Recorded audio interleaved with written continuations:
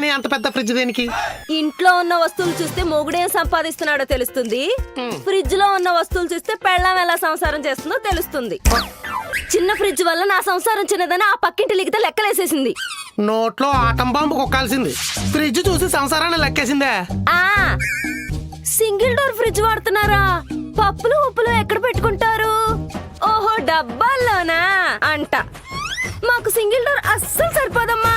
ఎందుకంటే 5 కేజీల మినపప్పు పట్టాలి, 3 కేజీల పెసరపప్పు పట్టాలి, 4 కేజీల కందిపప్పు పట్టాలి, ఇడ్లీ రవ్వ 5 కేజీలు, ఉప్మా రవ్వ 3 కేజీలు, పల్లీలు 2 కేజీలు, ఎండుమిర్చి, ఆవాలు, జీలకర్ర ఇవన్నీ పట్టాలంటే ఫ్రిడ్జ్ లో సపరేట్ ఒక క్యాబిన్ ఉండాలి.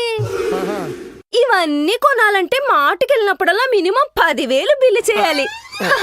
మా ఆయన శాలరీ 3 లక్షలు కదా, మేం కొనేస్తాం అంట. ఫ్రిడ్జ్ చూసి సంసారాన్ని లెక్కేయడం అంటే ఇదే.